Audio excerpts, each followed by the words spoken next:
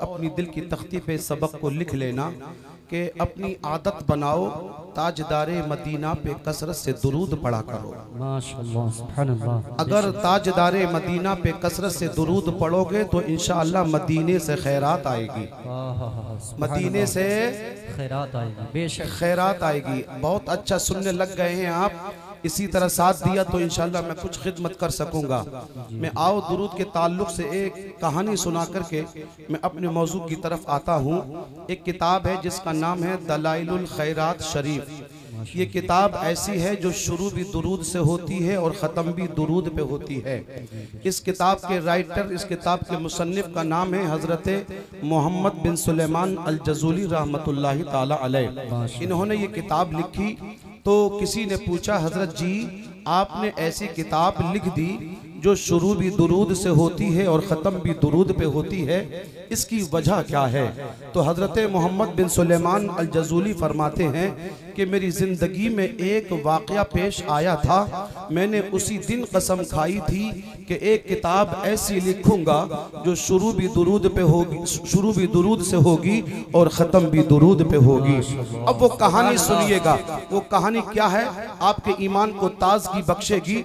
मेरी माँ बहन बेटियाँ भी यहाँ बैठ कर के सुन रही हैं, अपने घरों को छोड़ के आई हैं, काबिल मुबारकबाद हैं।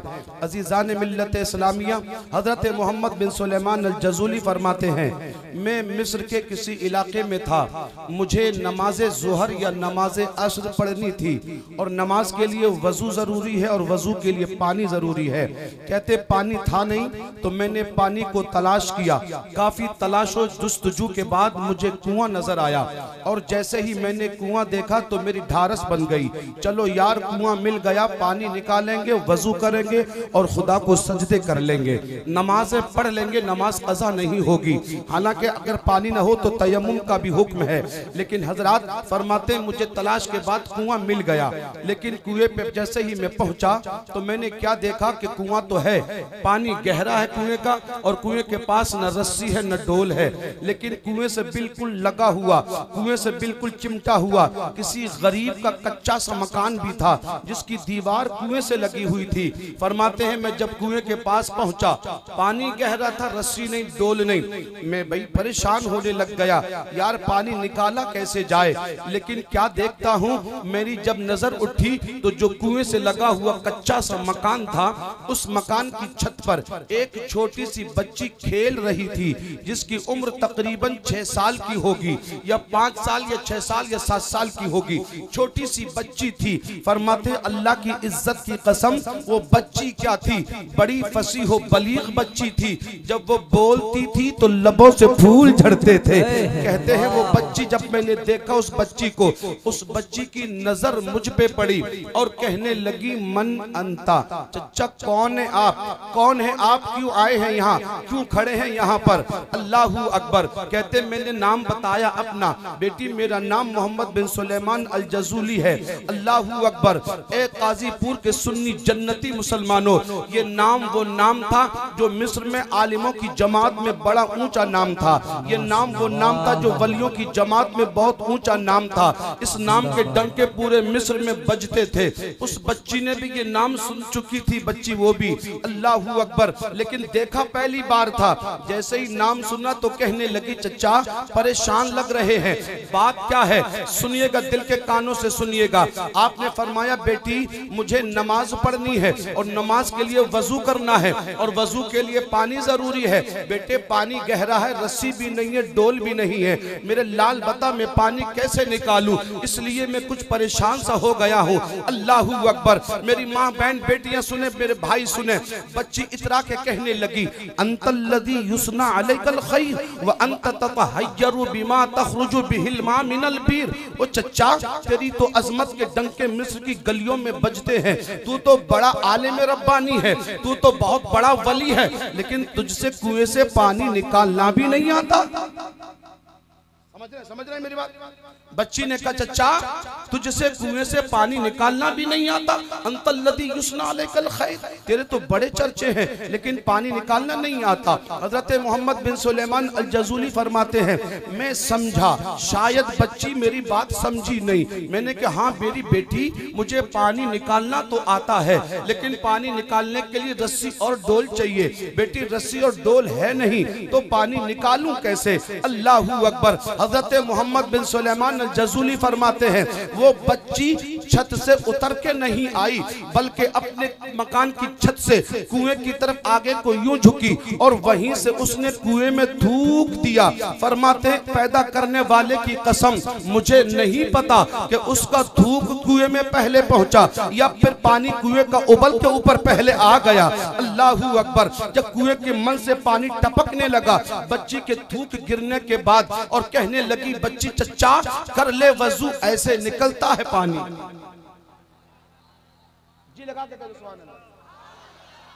चचा कर ले वजू ऐसे निकलता है पानी। हजरत मोहम्मद बिन सुलेमान अल जज़ूली कहते हैं अल्लाह की कसम में वजू भूल गया क्योंकि यार इसके थूक में इतनी बरकत कि थूक पहुंचने की देर थी कि पानी उबल के ऊपर आ गया। मैंने हाथ जोड़े और मैंने कहा ओ क़ुसिमु की बिल्लाह बिमा निलती हादिहिल मंजिला, ओ मेरी बच्ची तुझे कसम पैदा करने वाले की ये तो बता तुझे इतनी छोटी उम्र में इतने ऊंचे रुतबे कहां से मिल गए? तेरे थूक में ये बरकतें कहां से आ गईं? अल्लाहू अकबर। बच्ची कहने लगी चचा ये भी नहीं मालूम कि ये बरकतें कहां से मिलती हैं, ये खैरात कहां से आती है, ये मर्तबे कहां से मिलते हैं? हजरत मोहम्मद बिन सुलेमान अल जज़ूली फरमाते हैं हाँ बेटी मुझे मालूम तो है कहां से मिलते हैं ये मर्तबे, लेकिन तेरी जबान से सुनना चाहता हूं क्योंकि तू बोलती है तो ऐसा लगता कि तेरी जबान से फूल झड़ रहे हैं। मेरे लाल बता तू ही अपनी जबान से बता तुझे ये रुतबे कैसे मिले? गाजीपुर के सुन्नी मुसलमानों सुनो, उस बच्ची ने कहा बिकसरति सलाह अलन नबी सल्लल्लाहु ताला अलैहि वसल्लम, चचा चांद मैं छोटी हूँ लेकिन ताजदारे मदीना बहुत बड़ा है, मेरा मुस्तफा बहुत बड़ा है। ए मेरे चचा सुन, मैं बैठती हूँ तो ताजदारे मदीना पे दुरूद पढ़ती हूँ, उठती हूँ तो दुरूद पढ़ती हूँ, चलती हूँ तो दुरूद पढ़ती हूँ, और जो इतना दुरूद पढ़े उसके थूक में बरकतें आ ही जाती हैं। ओ गाजीपुर के सुन्नी मुसलमानों अगर तुम अपनी आदत दुरूद पढ़ने की बनाओगे तो क्या मदीने से खैरात नहीं आएगी? बेशक जरूर। सुभान अल्लाह सुभान अल्लाह। बात समझ में आ रही है मेरी? पल्ले पढ़ रही है? हाँ तो मैंने कुरान की आयत पढ़ी है फस्अलू अहल ज़िक्र इन कुंतुम ला तालमून। मैंने उस मर्ज को छेड़ा है जो मर्ज मेरी कौम में लग गया है, जिस मर्ज की मरीज है मेरी कौम। हाँ मेरे भाइयों हमारे अंदर बीमारी लग गई है, वो बीमारी ये है कि हमने पढ़ना छोड़ दिया, हमने लिखना छोड़ दिया। आज हमारी कौम के हाथ में कलम नहीं है, आज हमारी कौम के हाथ में कागज नहीं है, आज हमारी कौम के हाथ में कुरान नहीं है, आज हमारी कौम पढ़ाई से दूर होती चली जा रही है। मैंने इसीलिए इस आयत करीमा को तिलावत किया है ताकि गाजीपुर के सुन्नी मुसलमानों को ये पैगाम देकर के आऊंगा इमाम अहमद रजा कॉन्फ्रेंस में कि मेरे सुन्नी जन्नती मुसलमानों तुम्हें वास्ता खुदा का आधी रोटी पर गुजारा कर लेना और आधी रोटी बचा के अपने बच्चों की तालीम पे लगा देना। अगर तुम्हारे बच्चे पढ़ लिख करके कामयाब हो गए तो अल्लाह की इज्जत की कसम दुनिया की बड़ी से बड़ी ताकत तुम्हें शिकस्त नहीं दे सकती, मिटा नहीं सकती है। अगर तुमने तालीम हासिल नहीं की, अगर तुम न पढ़े लिखे, अगर तुमने स्कूल और कॉलेज और मदरसे का रुख न किया तो मुसलमानों बहुत जल्दी मिटा दिए जाओगे। इसलिए महरेरा मुकद्दसा का नारा है आधी रोटी खाइए बच्चों को, आधी रोटी खाइए बच्चों को पढ़ाइए। गाजीपुर के सुन्नी मुसलमानों मैंने मौजू तो बड़ा खुश्क छेड़ा है लेकिन ये कौम की जरूरत है इसलिए मैंने इस मौजू को छेड़ा है। अल्लाह करे मेरी बात किसी के दिल पे लग जाए।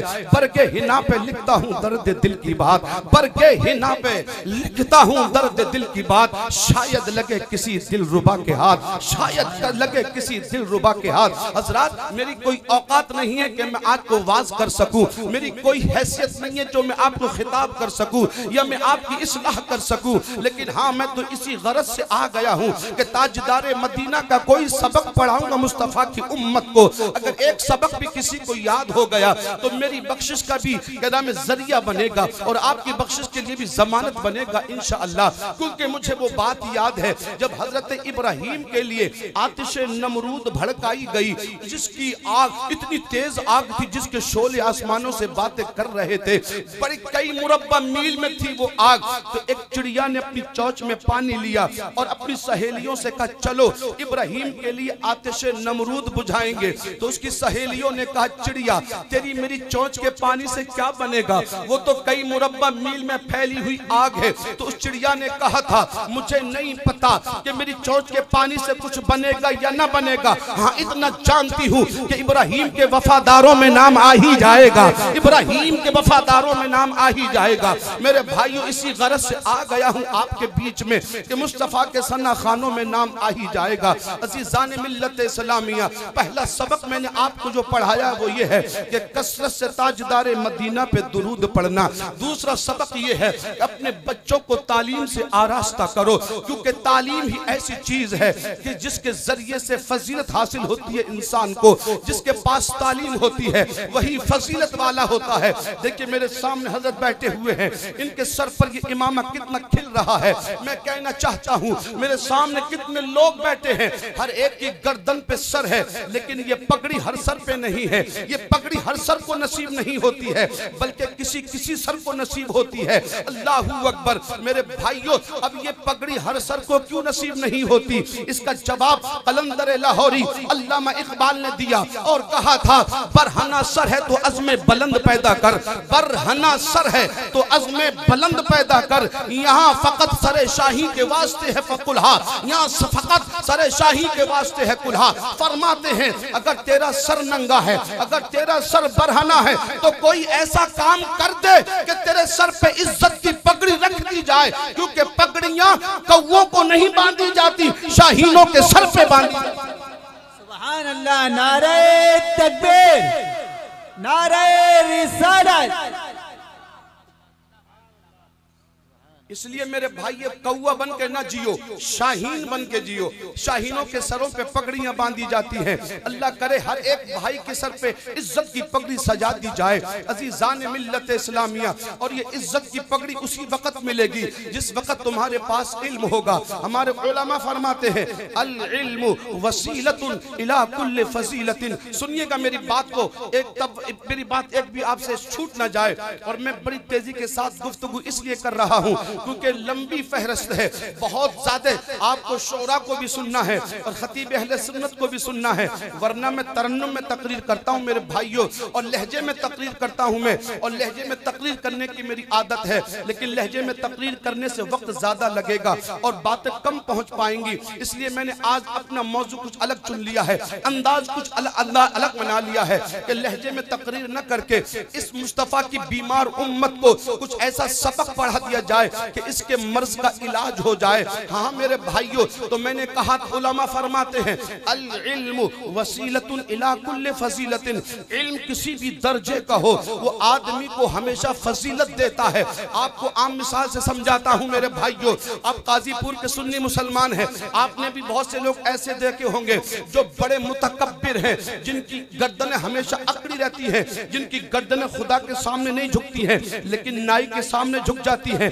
बड़े बदमाश ऐसे लोग भी हैं जो कभी अपना सर खुदा के सामने नहीं झुकाते लेकिन नाई के सामने झुका देते हैं। मैं पूछना चाहता हूं ये मुतकब्बिर और घमंडी लोगों की गर्दनें नाई के सामने क्यों झुक जाती हैं, जिनकी गर्दनें खुदा के सामने नहीं झुकती? तो मेरे भाइयों, ताजदार मदीना के गुलामों, हमें ये समझाया जा रहा है, अगर गौर करो तो इसलिए झुकती हैं उनकी गर्दनें कि नाई के पास बाल काटने का इल्म है, और इस इल्म ने भी उसे इतनी फजीलत दे दी कि बड़े बड़े बदमाशों की गर्दनें उसके सामने झुका दी। मैं पूछना चाहता हूं जिस कौम के दिल में खुदा का कुरान हो, मुस्तफा की शरीयत हो, तो बताओ क्या वो कौम कभी झुकाई जा सकती है, वो कौम कभी मिटाई जा सकती है? मेरे भाइयों, इसलिए अपने सीने में मुस्तफा की शरीयत को बसा लो, खुदा के कुरान को बसा लो। सुभान अल्लाह, सुभान अल्लाह। हज़रात मेरे आका करीम सल्लल्लाहु ताला अलैहि वसल्लम ने इरशाद फरमाया, ये मैं बस 4 बातें हुजूर की बयान करूंगा, उसी में फिर अपनी बात को मैं उधर लेकर के आऊंगा जिधर मुझे इशारा किया गया है। हजरत मेरे आका करीम सल्लल्लाहु अलैहि वसल्लम इरशाद फरमाते हैं, काजीपुर के लोगों गौर से सुनिएगा, हुजूर ने फरमाया मेरी उम्मत के लोगों 4 में से बनना, 5वां मत बनना। कौन कह रहा है? ताजदार मदीना कह रहे हैं। 4 में से बनना, 5 में से मत बनना। अगर 5वां बनोगे तो हुजूर फरमाते हलाक हो जाओगे। और यार जिसे नबी ये फरमाए ऐसा करोगे तो हलाक हो जाओगे, अगर तुम वैसा करो और हलाक ना हो, ये हो ही नहीं सकता है। क्योंकि मेरे मुस्तफा की ज़बां वो ज़बां है जिसको ताजदार बरेली इमाम अहले सुन्नत आला हज़रत फाज़िल बरेली भी यूं फरमाते हैं कि वो ज़बां जिसको सब कुन की कुंजी कहें, उसकी नाफिज हुकूमत पे लाखों सलाम। पतली पतली गुले कुद्स की पत्तियां, उन लबों की नजाकत पे लाखों सलाम। मेरे आका ने फरमाया 4 में से बनना, 5वां कोई मत बन जाना, वरना हलाक हो जाओगे, मिट जाओगे, खत्म कर दिए जाओगे। मेरे आका बताएं हम क्या बने, मेरे मुस्तफा हमें क्या बनाना चाहते हैं। सुनो काजीपुर के लोगों, ये बात अपने ज़हनशी कर लेना, दिल पे लिख लेना कि ताजदार मदीना हमें क्या बनाना चाहते हैं और हम क्या बन रहे हैं, हम क्या बन गए हैं। अगर अब तक हम बिछड़े हुए थे, अगर अब तक हम रास्ता भूले हुए थे, तो कहते हैं लोग सुबह का बिछड़ा शाम को वापस आए, उसे बिछड़ा हुआ नहीं कहते हैं। हाँ मेरे भाइयों, अब तक राह भटके हुए थे, लेकिन अब रास्ते पर आ जाना। ताजदार मदीना का फरमान सुनो, आका करीम फरमाते हैं मेरे उम्मत के लोगों 4 में से बनना। पहली चॉइस मेरे मुस्तफा की क्या है, पहली ख्वाहिश मेरे मुस्तफा की क्या है? आका फरमाते हैं पहला जुमला कुन आलिमन। हाँ मैं कह दूं सुभान अल्लाह, कुन आलिमन। मैं एक बात और वाज़े कर दूं, एक बात वाज़े और कर दूं, हम उस नबी की उम्मत है जिस नबी पर उतरने वाली पहली वही, जिस नबी पर उतरने वाली पहली वही का पहला लफ्ज है इकरा। इकरा इकरा, पढ़िए पढ़िए पढ़िए पढ़िए। लेकिन उसी नबी की उम्मत पढ़ना भूल गई, उसी नबी की उम्मत पढ़ना भूल गई। और यार किसी अंग्रेज ने कहा था war ammunition is fight in classroom. अगर किसी कौम की तरक्की और बका की जंग लड़नी है तो वो मैदान जंग में नहीं लड़ी जाती है। अगर हाँ किसी कौम की बका और बुलंदी की जंग लड़ी जाती है तो वो मदरसे की टूटी हुई चटाइयों पर लड़ी जाती है। जिस कौम के बच्चे टूटे हुए मुसल्लों पर बैठकर खुदा के कुरान की तिलावत करें, जिस कौम के बच्चे मदरसे की टूटी हुई चटाई पर मुस्तफा की शरीयत सीखे, मैं अल्लाह की इज्जत की कसम खा के कह सकता हूँ उस कौम को दुनिया की कोई ताकत मिटा नहीं सकती है। लेकिन हजरत हम तो पढ़ना ही भूल गए, हम तो पढ़ना ही भूल गए। कितना बड़ा अलमिया है। मेरे आका फरमाते पहली चीज आका ने फरमाया मेरे उम्मत के लोगों अगर हो सके तो कुन आलिमन, आलिम रब्बानी बन जाना, शरीयत के आलिम बन जाना। मेरे आका फरमाते अगर हो सके तो सबसे पहले आका ने फरमाया शरीयत का आलिम बनना। और सुनो मेरे भाइयों, हमारे यहाँ बादशाह हुजूर मियाँ आने वाले हैं। जैसा कि मैंने नाम पढ़ा और ऐलान सुना है, हुजूर बादशाह मियाँ कौन है साहब? वो आले नबी हैं, वो औलादे अली हैं, वो नबी की औलाद है, आले रसूल हैं। आओ सुनो, मैं काजीपुर के सुन्नी मुसलमानों बताना चाहता हूँ इन आलिमों की शान क्या है, इन आलिमों के रुतबे क्या है, इन आलिमों के मर्तबे क्या है। आका फरमाते हैं जिन्हें तुम सैयद कहते हो, जिन्हें तुम आले रसूल कहते हो, हुजूर फरमाते हैं खुलिक़तिस सादातु मिन सुल्बी व खुलिक़ल उलमाउ मिन सदरी। अरे जिन्हें तुम सैयद कहते हो मुस्तफा की पीठ से निकले हैं। और आका फरमाते हैं जिन्हें तुम शरीयत का आलिम कहते हो वो मेरे मुस्तफा के सीने से। नारे तकबीर, नारे तकबीर, नारे रिसालत, नारे रिसालत, मसलके आला हजरत, मसलके आला हजरत, नारे तकबीर, नारे रिसालत। सुभान अल्लाह, सुभान अल्लाह। अगर जी लग रहा है तो आगे बढ़ाऊं, हाथ उठा के मेरा साथ दो जरा। पता चला आपको कितनी शान है आलिम की। हुजूर ने फरमाया सैयद मेरी पीठ से निकले हैं, मेरी पुश्त से निकले हैं सैयद, लेकिन आलिम शरीयत मेरे सीने से निकले हैं।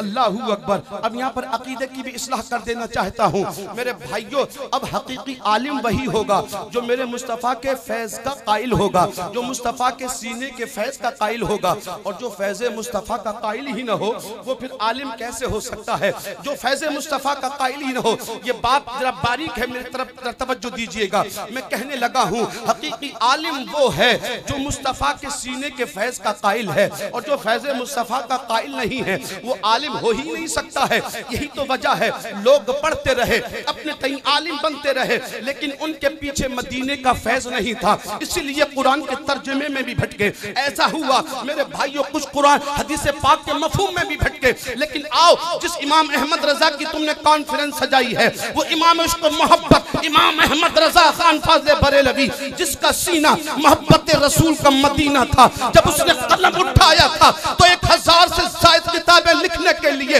अल्लाह की इज्जत की कसम लगता था कि कलम इमाम अहमद रजा के हाथ में है और उसके पीछे सारा फैज़ मुस्तफ़ा है। सुभान अल्लाह। नारे तकबीर, नारे तकबीर, नारे रिसालत, नारे रिसालत, जश्न ईद मिलादुन नबी, नारे तकबीर, नारे रिसालत। सुभान अल्लाह, सुभान अल्लाह। बहुत अच्छा सुन रहे हैं माशाअल्लाह, सुभान अल्लाह। मुझे लग रहा कि जी लगने लग गया है। सुभान अल्लाह। अजीजान गिरामी, मैंने कहा जो फैज़ मुस्तफ़ा का कायल हो उसी को फैज़ मुस्तफ़ा मिलेगा, और जो फैज़ मुस्तफ़ा का कायल नहीं उसे फैज़ मुस्तफ़ा नहीं मिलता। हम अहले सुन्नत वल जमाअत, जिनको लोग बरेलवी कहते हैं, अल्हम्दुलिल्लाह हम अहले सुन्नत वल जमाअत का अकीदा है, हमें फैज़ मुस्तफ़ा मिलता है और हमें फैज़ मुस्तफ़ा मिलता भी है अल्हम्दुलिल्लाह। अज़ीज़ान मिल्लत इस्लामिया, अब जो फैज़ मुस्तफ़ा का कायल ही नहीं है उसे फैज़ मुस्तफ़ा नहीं मिलेगा। मैं मिसाल से समझाता हूँ, हदीस पढ़ता हूँ। आका फरमाते हैं शफाअती हक, मेरी शफाअत हक है, लेकिन आका फरमाते हैं शफाअती लिमन युमिनु बिहा, मैं उसकी शफाअत करूंगा जो ये मानता है कि मैं शफाअत कर सकता हूँ, जो मेरी ताकत मानता है, जो मेरी अथॉरिटी मानता है, जो मेरी अथॉरिटी जानता है, हाँ जो मेरी ताकत मानता है शफाअत करने की, उसी की शफाअत करूंगा, और जो नहीं मानता उसकी शफाअत नहीं करूंगा, उसकी शफाअत। हाँ बैठ जाइए, बैठ जाइए, माशाल्लाह बहुत अच्छा सुन रहे हैं। मेरी बात मत आप ज़ाय मत कीजिए, मैं बात कुछ ऐसे करने लगा हूँ। हुज़ूर ने फरमाया जो मेरी शफाअत को मानते हैं उसकी शफाअत करूंगा, और जो नहीं मानता उसकी शफाअत नहीं करूंगा। हमने बहुत बचपन में जलसे में सुना था, दो मौलवी ट्रेन में झगड़ा करने लग गए, दोनों के सर पे टोपियां थी, चेहरे पे दाढ़ी थी, लड़के इस बात पर रहे थे। एक कह रहा था हुजूर शफाअत करेंगे, एक कह रहा था हुजूर शफाअत नहीं करेंगे। बात आगे बड़ी शोर हुआ तो फिर पूरे डब्बे और कोच के लोग उन दोनों मौलवियों के पास इकट्ठा हो गए। भाई क्यों लड़ रहे हो, क्या बात है? अल्लाहू अकबर। तो कहा बात ये है, ये कहता है कि नबी शफाअत करेंगे, ये कहता है ये शफाअत नहीं करेंगे। यार एक गैर मुस्लिम ने फैसला किया, एक पंजाबी ने फैसला किया, बोले झगड़ा मत करो, तू कहता है तो मुस्तफा की शफाअत करेंगे और ये कहता है तो मुस्तफा की शफाअत नहीं करेंगे।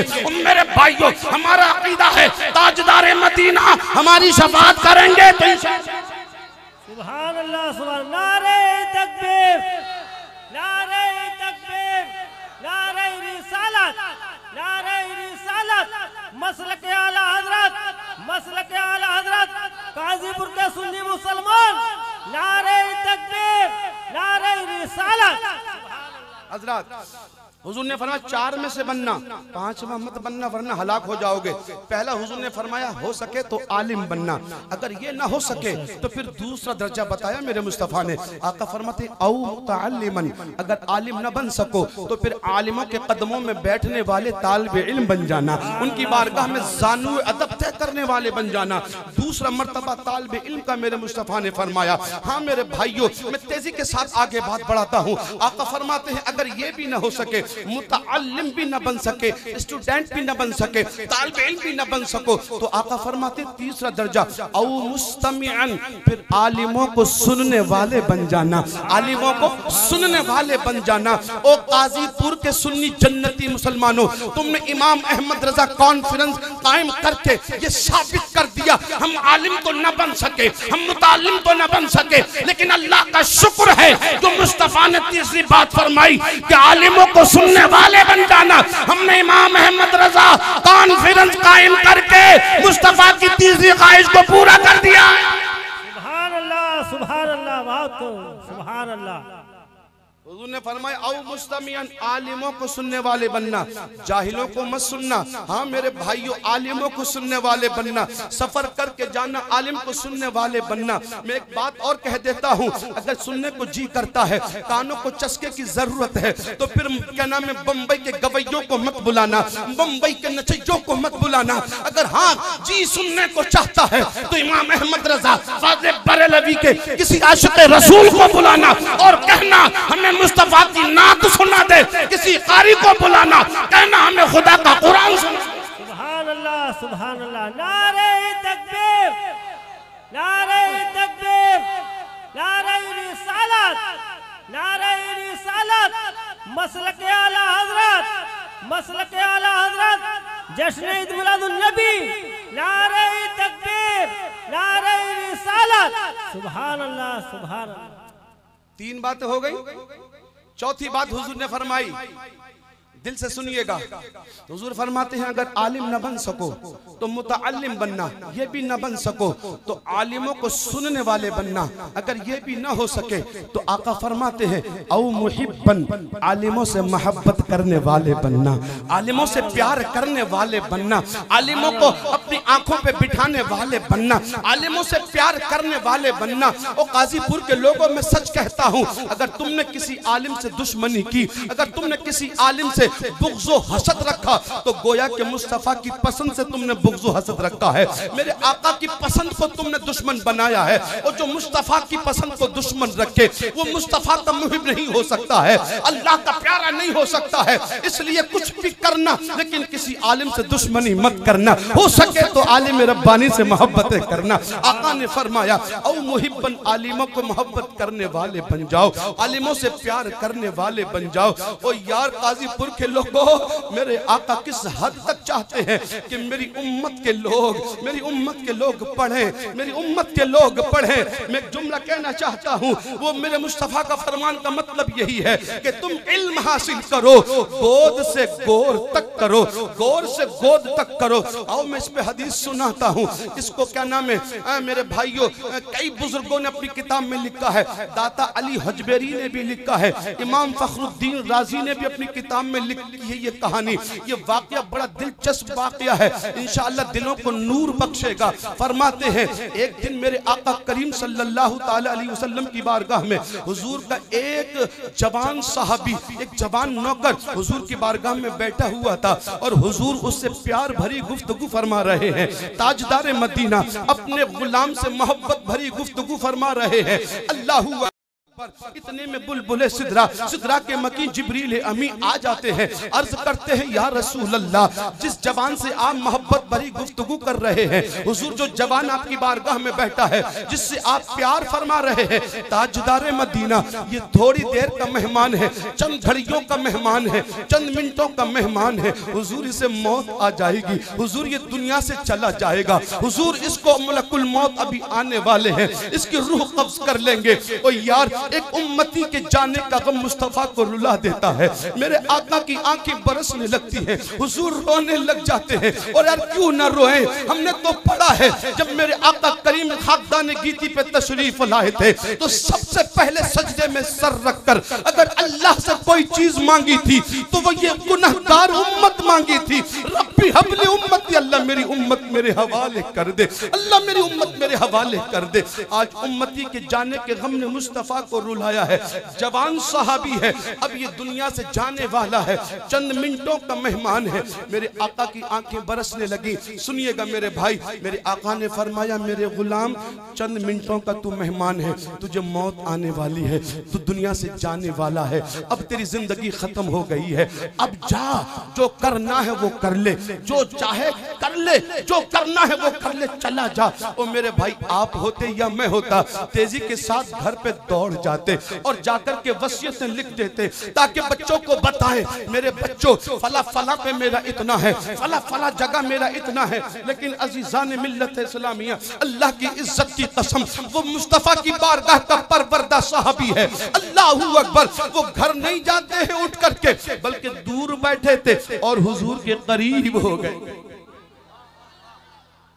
हुजूर के और करीब हो गए और मेरे मुस्तफ़ा के करीब आने के बाद मेरे मुस्तफ़ा के पैर पकड़ लिए, हाँ मेरे मुस्तफ़ा के कदम मुबारक पे अपने हाथ रखे और कहा ताजदार मदीना अब मेरी जिंदगी की चंद मिनट बाकी हैं, अब मैं माँ से जाकर के पूछूं मुझे क्या करना है, अब मैं बाप से जाकर के पूछूं मुझे क्या करना है। हाँ मेरे ताजदार मदीना मेरे मुस्तफ़ा, मैं जानता हूँ जितनी मेहरबान मेरी माँ नहीं है, मेरा मुस्तफ़ा मुझ पर बहुत मेहरबान है। आका जी अम्मा से नहीं पूछूंगा क्या करना है, मुझे बाप से नहीं पूछना क्या करना है, हुजूर आप बताएं मुझे क्या करना चाहिए, हुजूर आप बताएं मुझे क्या करना चाहिए। मैं थोड़ी देर का मेहमान हूँ हुजूर, मैं दुनिया से जाने वाला हूँ हुजूर, आखिरी वक्त है मेरा, आका मुझे बताएं मैं क्या करूँ, ताजदार मदीना बताओ मैं क्या करूँ क्या करूँ। अल्लाहू अकबर। अब सुनिए मेरे आका ने वो काम बताया जो सबसे ज्यादा अहम था, जो बहुत ज्यादा जरूरी था। हुजूर ने कहा अगर तुम मुझसे पूछना चाहता है मेरे गुलाम तो सुन ले, तेरी जिंदगी के चंद मिनट रह गए हैं, अब एक काम कर ले, इश्तगिल बित्ताअल्लुम, इश्तगिल बित्ताअल्लुम, इश्तगिल बित्ताअल्लुम। फरमाया मेरे नबी ने, मेरे गुलाम अब तक तू जो शरीयत के मसले नहीं जानता था तू मुझसे पूछता जा, मैं तुझे बताता जाऊं, तू सवाल करता जा मैं जवाब देता जाऊं, अरे तू पढ़ता जा मैं पढ़ाता जाऊं।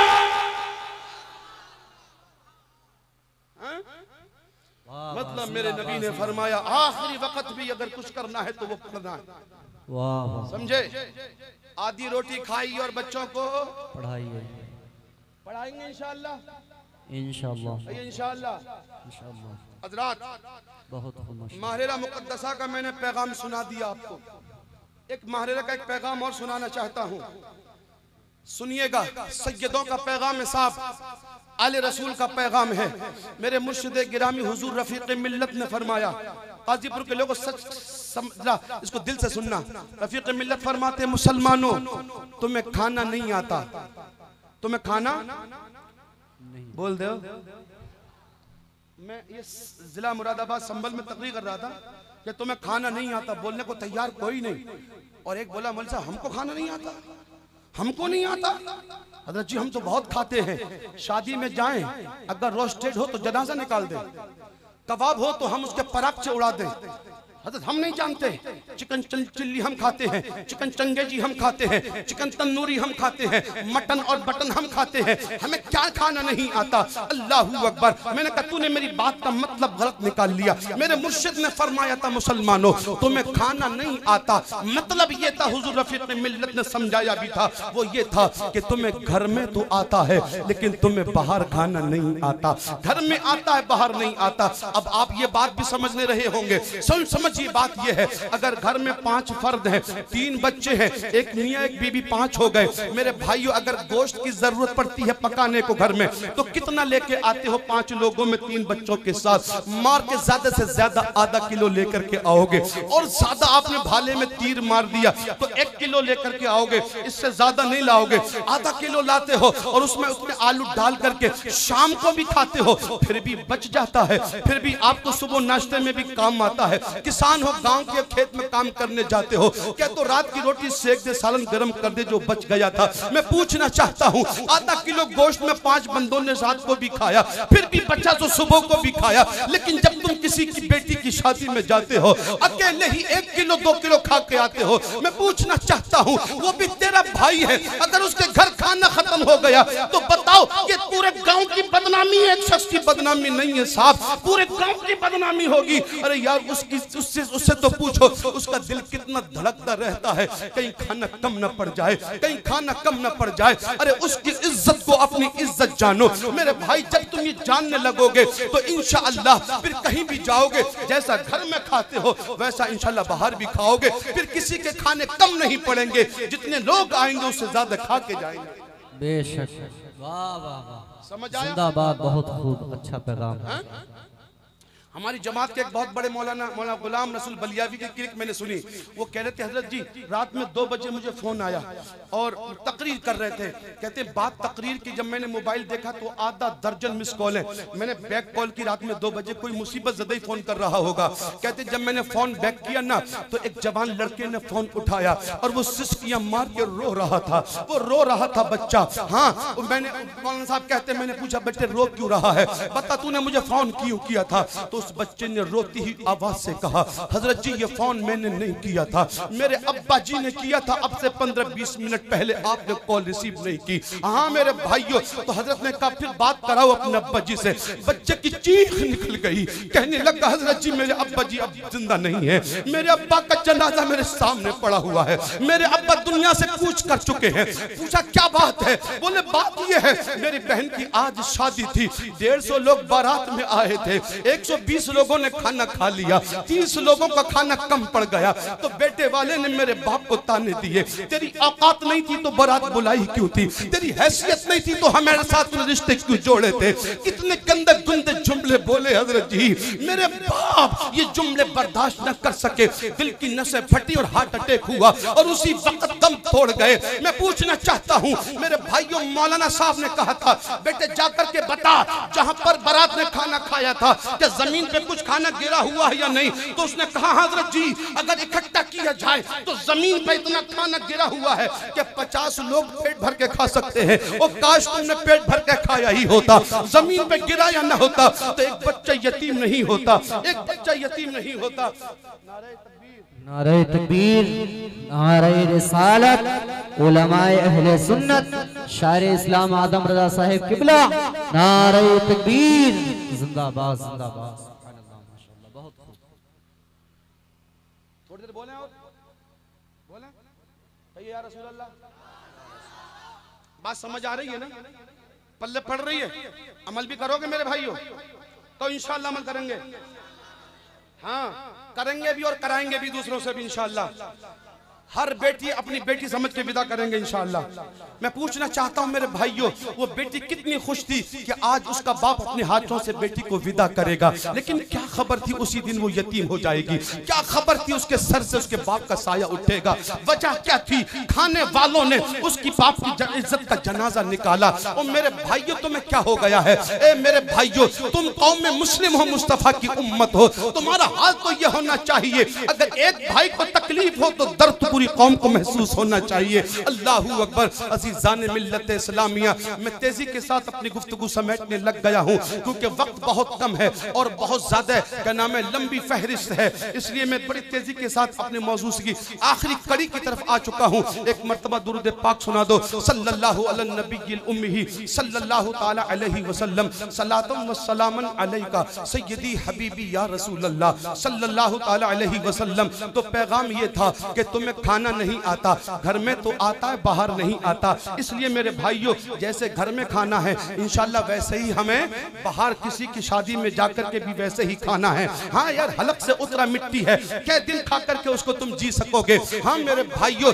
हम खाने पे मरने वाले नहीं हैं, हम खाने पर जान देने वाले नहीं हैं, हम तो मुस्तफा के उम्मती हैं, नबी के फरमान पे जान दे देंगे, नबी के फरमान पे हम लुट जाएंगे, लेकिन नबी के फरमान को लुटने नहीं देंगे। अज़ीज़ान मिल्लत इस्लामिया, हमने तो कुरान पढ़ना छोड़ दिया मेरे भाई, हम तो कुरान से दूरियां बना के चले गए। हाँ कुरान पढ़ा भी हमने कुरान। इकबाल रोया था, अल्लामा इकबाल रोए थे और कहा था एक कौम मुस्लिम तूने कुरान पढ़ा भी तो कब, जब मरने लगा है तेरा कोई बूढ़ा, उसकी रूह नहीं निकलती है तब तू पढ़ने लगा। मेरे आका ने इसकी भी खबर दी थी, आका फरमाते हैं सय्यती अलन्नासि ज़मान, एक जमाना ऐसा आएगा ला यबका मिनल इस्लाम इल्ला इस्मुहु वला यबका मिनल कुरान इल्ला रस्मुहु। एक जमाना ऐसा आने वाला है कि लोग सिर्फ इस्लाम का नाम लेने वाले रह जाएंगे, इस्लाम उनके अंदर नजर नहीं आएगा, सिर्फ नाम के मुसलमान रह जाएंगे और कुरान की सिर्फ रस्में रह जाएंगी। मेरे भाइयों कुरान की सिर्फ रस्में रह गई हैं,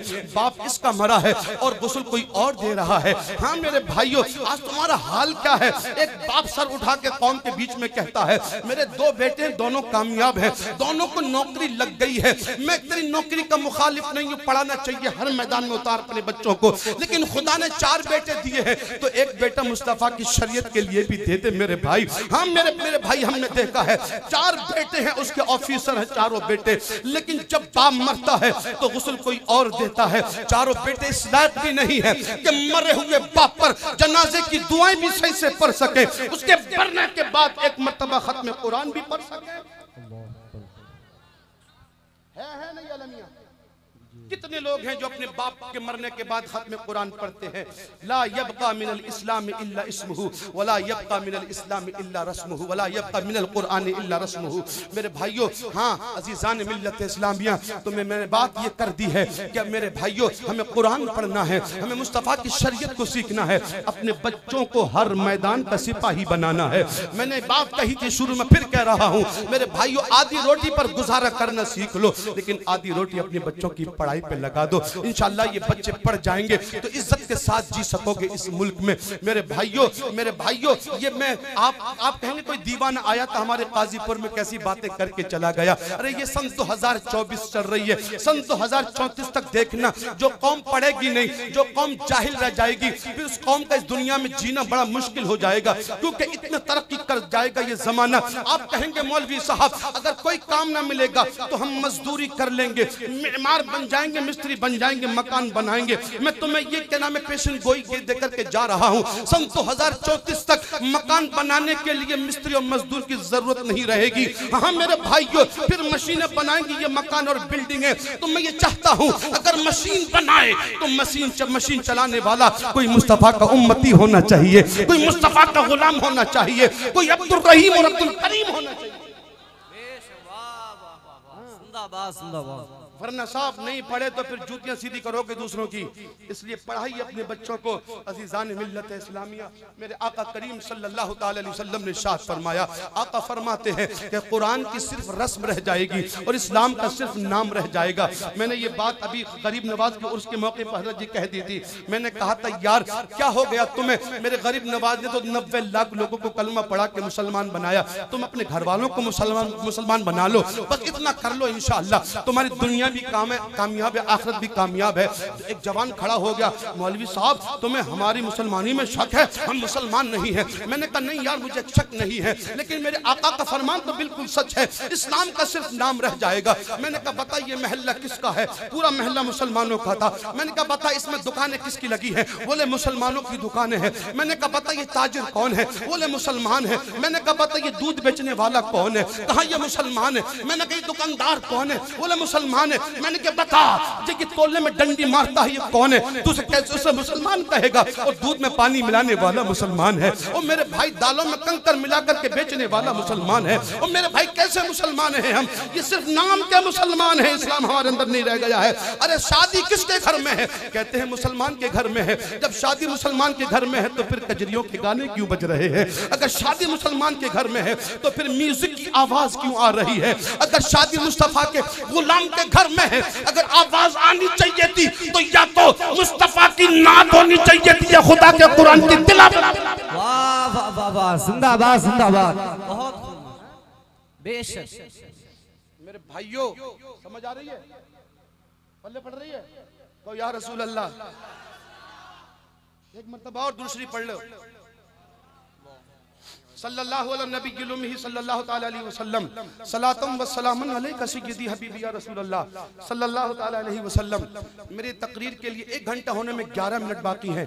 मैं 11 मिनट में वो बात हजरत ने जो ख्वाहिश की है मैं उसको बयान करके फिर मैं गुजर जाना चाहता हूँ, क्योंकि लंबी फहरिस्त आपने बहुत लोग बुला लिए है ना। तो अब अगली बार कभी मुलाकात होगी तो फिर दिल खोल के बात होगी इंशाल्लाह, आपसे दिल खोल के बात होगी। अभी तो आगाज़ बाब है ना, सुभान अल्लाह, अभी तो आपने शुरू किया है जलसे को, ये पहला जलसा है। अभी इब्तिदाई इश्क होता है क्या, आगे आगे देख होता है क्या। इंशाअल्लाह हुजूर के नाम का जलसा सजेगा, लेकिन जलसा सजाने वालों मैं बस आपको ये आखिरी दावत और पैगाम देकर के जाना चाहता हूँ। हुजूर का जलसा सजाओ, इससे भी बड़ा सजाओ, लेकिन उससे पहले हुजूर की उम्मत को देख लेना। कोई हुजूर की उम्मत में भूखा तो नहीं सो गया है, कोई मुस्तफा के गुलामों में कोई ऐसा तो नहीं है जिसको सर्दी के मौसम में ओढ़ने का कपड़ा ना हो। देख लेना कोई मुस्तफा की बेटी ऐसी तो नहीं है जिसके सर से कोई चादर ना हो। हाँ मेरे भाइयों, और फिर उसके बाद उस नंगी सर बेटी के सर पे मुस्तफा की चादर रख देना। हाँ मेरे भाइयों, भूखे को खाना खिला देना, प्यासे को पानी पिला देना, नंगे को कपड़े पहना देना,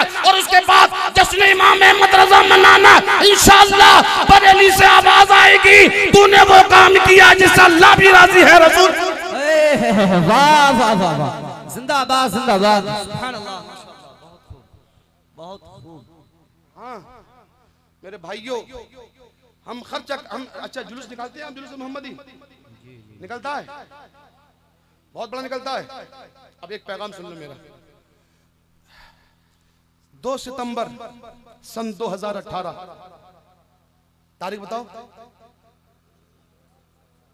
2 सितंबर सन 2018 की वो दिल आवेज कहानी, मुस्तफा के नाम पे चरागा करने वालों, मैं इसका मुखालिफ नहीं, चरागा मैं खुद भी करता हूँ और आप भी खूब करना चरागा, लेकिन चरागा से पहले हमें क्या करना है, हमें क्या करना है वो पहले पैगाम सुन लीजिए।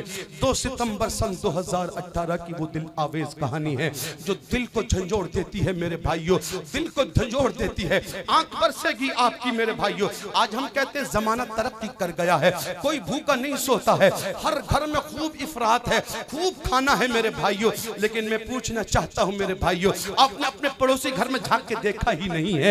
आका करीम सल्लल्लाहु अलैहि वसल्लम के एक हदीस पाक है, आका फरमाते हैं अल्लाहू अकबर, अपने घरों के खाने ऐसे जाविये में बनाना कि उसकी खुशबू पड़ोस के मकान में ना जा सके। अगर खुशबू न रोक सको तो फिर अपने सालन में पानी ज्यादा कर लेना ताकि एक प्याला शोरबा अपने पड़ोसी को पहुंचा देना। समझ में आ रही है? एक प्याला शोरबा पड़ोसी को पहुंचा देना। इसलिए आका ने फरमाया तेरे घर पर मुर्ग मुसल्लम बने, उसकी खुशबू पड़ोस के मकान में गई और पड़ोसी झाड़ी करने वाला है, पड़ोसी ठेले लगाने वाला है, पड़ोसी मजदूरी करने वाला है, वो यार 400 रुपए की मजदूरी करने वाला, वो 4 बच्चों को पालता भी है, उनकी दवा का भी इंतजाम करना है, उनकी फीस का भी इंतजाम करना है। हाँ मेरे भाइयों, वो सारे 400 रुपए में कहां से गोश्त मुर्ग मुसल्लम बनाएगा वो? अगर तेरे घर से खुशबू जाएगी और उस गरीब के बच्चों ने वो खुशबू सूंघी और अपनी माँ से कह दिया माँ ऐसा खाना खिला दे जैसे पड़ोस के घर से खुशबू आ रही है, तो मालूम है उस माँ के सीने में कितने कचुक्के लगेंगे। माँ तो जीते जी मर जाएगी। माँ कहेगी मेरे लाल कहां से खिलाऊं मैं तुम्हें ये खाने। अल्लाहू अकबर, मेरे मुस्तफा करीम सल्लल्लाहु अलैहि वसल्लम जानते थे कि हाँ तेरे खाने की खुशबू मेरी उम्मत के लोगों के सीने पे कचोके मारेगी, कचोके उसे लगेंगे, लेकिन दर्द ताजदार मदीना को महसूस होगा। मेरे आका को तकलीफ होती है अगर कोई उम्मती तकलीफ में पड़ जाता है। बेशक बेशक। 2 सितंबर सन 2018 की वो दिल आवेज कहानी। अल्लामा शकील साहब बुलंदशहर के रहने वाले हैं। मैं उन्हीं के जिला में एक कस्बा है पहासू, जिला बुलंदशहर का, उसी कस्बे में मैं एक छोटे से इदारे का खादिम हूँ जिस मदरसे का नाम है दारुल उलूम गुलशन रज़ाई मुस्तफ़ा। मैं उसका नौकर हूँ मेरे भाइयों। वो तकरीबन 1 बीघा में बना हुआ है, 800 गज में। अब सुनिएगा ये दिल आवेज कहानी। 2 सितंबर की कहानी सुनाने लगा हूँ। अल्लाहू अकबर, महल्ले के लोगों की बारात आके मदरसे में रुकती हैं, वलीमा भी मदरसे में लोग कर देते हैं, दावतें होती हैं, लोग खा के चले जाते हैं। 2 सितंबर को भी एक साहब के 2 बेटियों की शादी होती है, बारात आती है, 1000 लोगों की दावत है, 1000 लोगों की दावत, 1000 लोग आए खाना खाने के लिए, टेबल पर बैठ के खाना खा के चले गए। अल्लाहू अकबर, शाम का वक्त है, सूरज छिपने वाला है और अंधेरा अपने पर बिछाने लगा है, सूरज डूबने लगा है। मदरसे के बच्चे मस्जिद जाने लगे हैं नमाज पढ़ने के लिए, मदरसा खाली हो चुका है और बेटी वाले अपनी बेटी को विदा करने अपने घर चले गए। और सफाई करने वाला आया मदरसे में, उसने थर्माकोल की प्लेटों को झाड़ू के जरिए से इकट्ठा करना शुरू कर दिया। काजीपुर के लोगों, उसने झाड़ू लगा के कूड़े का ढेर लगा दिया, उसमें रोटी के टुकड़े भी थे, गोश्त की गिरी हुई बोटियां भी थी और उसमें मसाले की प्लेटें भी थी। कूड़े का ढेर लग चुका है। 2 सितंबर की ये कहानी है। बच्चे जा चुके हैं मदरसे के नमाज पढ़ने के लिए। मैं खुद वजू करके वजू खाने से आ रहा था कि मैं भी मस्जिद जाकर के नमाज मगरिब अदा करूंगा। लेकिन सुनो सुनो मेरे भाइयों, एक बच्चा जिसकी उम्र तकरीबन 5 साल की होगी, छोटा सा बच्चा है, वो मदरसे के बड़े गेट से दाखिल होने लगा। उसके हाथ में एक में डोलची है, एक हाथ में उसके बगल में दबा हुआ कपड़े का फटा हुआ थैला है। वो दबे दबे कदम में मदरसे में आने लगा, इधर उधर यूं यूं तकने लगा। मैंने बच्चे की नजर देखी, मुझे शक हुआ शायद ये कुछ गुल खिलाएगा, ये कुछ करके जाएगा, इसलिए इधर उधर सबको देख रहा है। वो ये देख रहा था कि मुझे तो कोई देख तो नहीं रहा है। बच्चे ने चारों तरफ देखा और फिर नन्हे नन्हे कदमों से आगे बढ़ा। मैं छिप के उस बच्चे को देखने लगा, मुझे क्या खबर थी वक्त का सताया हुआ बच्चा है। अल्लाहू अकबर, बच्चा आगे बढ़ा और उसी कूड़े के ढेर के करीब जाकर के बैठ गया जिसकी एक तरफ कुत्ते मुंह डाल करके अपनी रोजी तलाश कर रहे थे, एक तरफ वो बच्चा जाकर के बैठा, उसने अपनी डोलची का ढक्कन खोला मुसलमानों, और फिर उसने प्लेटों को उलटना शुरू कर दिया। जिस प्लेट में मसाला होता अपनी 4 उंगलियों से मसाला लेता, डब्बे में यूं डाल लेता। कोई बोटी आती गिरी हुई, उसको फूंक मार के साफ करता, हाथ से साफ करता, वो डब्बे में डालता गिरी हुई बोटी, और रोटी का टुकड़ा आता अपने बगल के थैले में डाल लेता। काजीपुर के लोगों सच बताना, रोटी का जमा करना तो समझ में आता है, गाय बैल भैंस बकरियां पलती होंगी उनको खिला देगा, लेकिन ये तो गोश्त की बोटियां और गोश्त के मसाले तो गाय भी नहीं खाती, बैल भी नहीं खाते, हमारी बकरियां भी नहीं खाती, लेकिन वो बच्चा उठा के जल्दी से अपने डब्बे को भर रहा था। मैं दूर खड़े होकर देख रहा था। जब बच्चे ने काफी देर के बाद अपना डब्बा भर लिया था, मैं तेजी के साथ उस बच्चे के पास गया और जाकर के पीछे से मैंने तेज आवाज में कहा, क्या कर रहा है?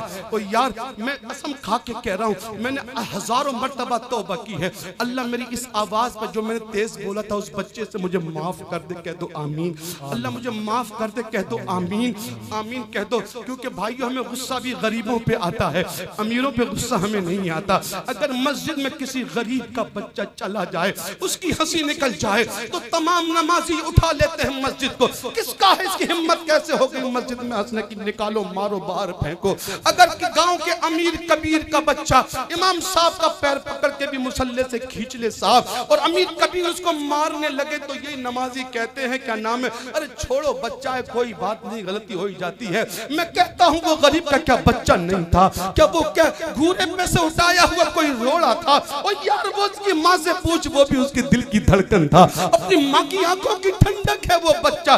तुमने तो गरीब और अमीर के इम्तियाज की तराजू मस्जिद में भी लगा दी, जबकि इस्लाम का तुर्रे इम्तियाज ये है कि एक ही सफ में खड़े हो गए महमूद और अयाज, न कोई बंदा रहा न बंदा नवाब। वाह वाह वाह वाह, जिंदाबाद, सुभान अल्लाह, माशाअल्लाह, नारे तकबीर, नारे रिसालत, उलमाए अहले सुन्नत, मसलके आला हजरत, नारे तकबीर, जिंदाबाद जिंदाबाद। बहुत हजरात, मैंने कहा, बच्चे क्या कर रहा?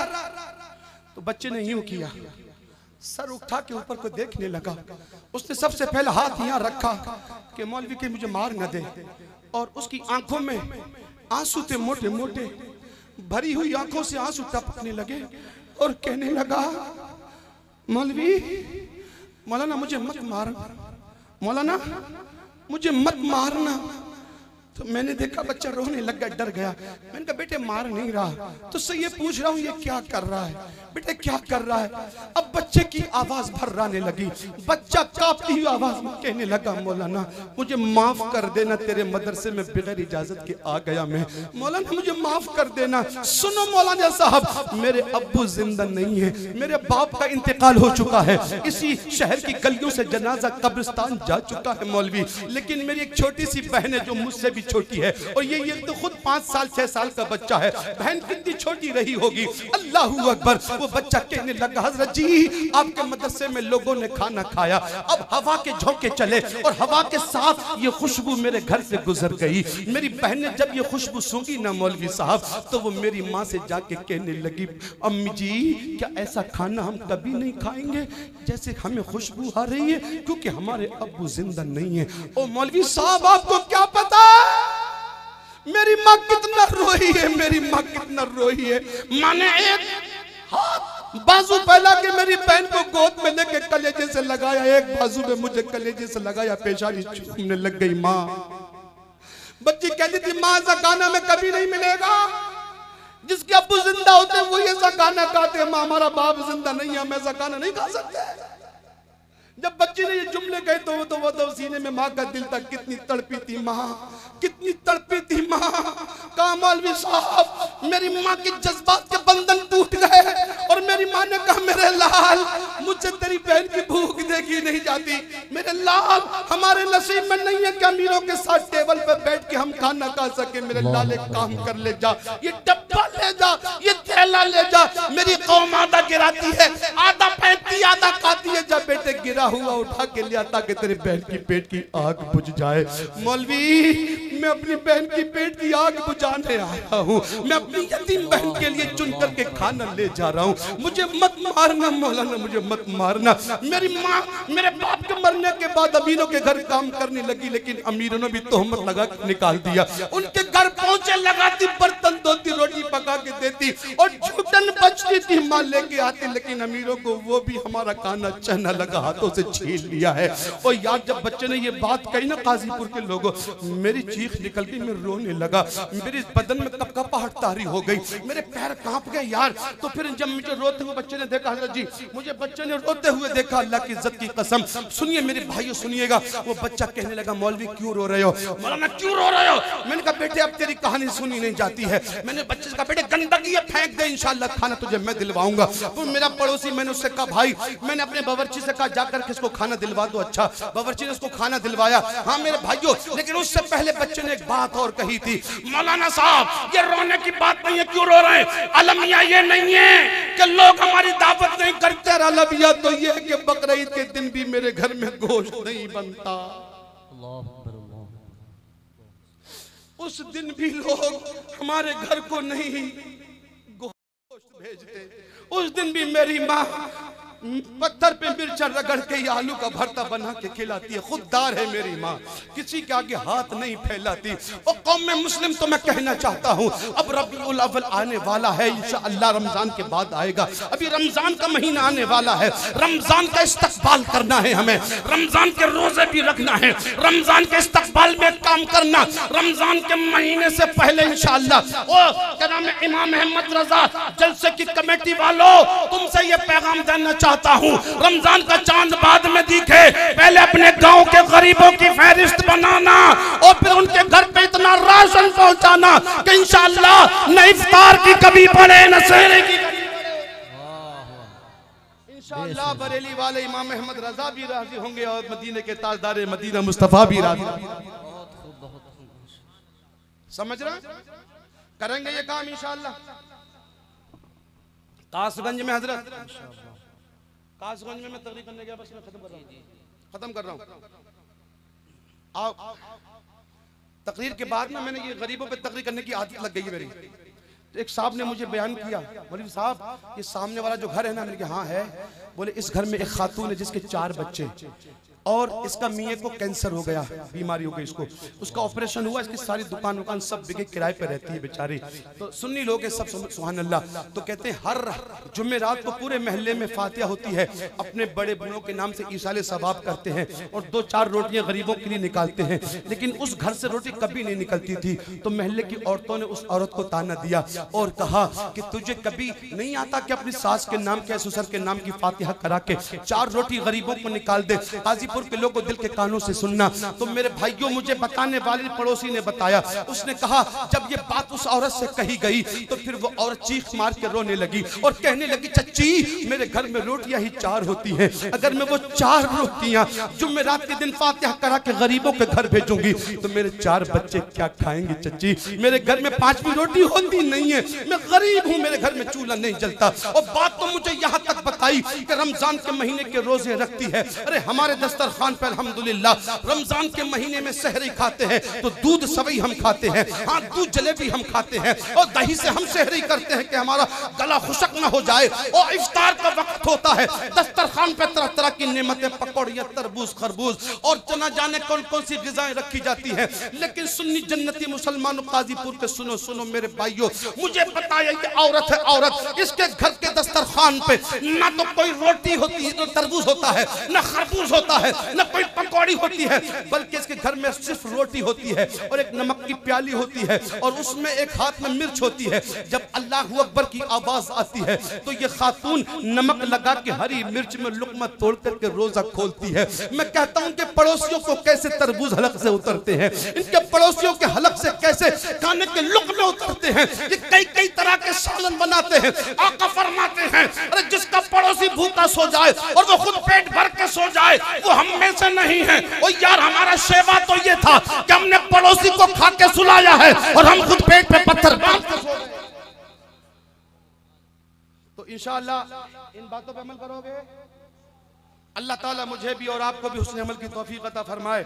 हाँ, दिल में मेरे दर्द तो बहुत था जो मैं आपको सुनाता। इंशाअल्लाह फिर बात तो मुलाकात होगी तो फिर बात होगी। मेरी आदत है 2-3 शेर पढ़ देता हूँ हज़रत, क्योंकि अच्छे तरन्नुम और अच्छे लहजे के मालिक तो ये हैं। हाँ मेरे भाइयों, लेकिन मुझे भी हुजूर की नात पढ़ने का शौक ही नहीं है बल्कि पढ़वाने का भी शौक है।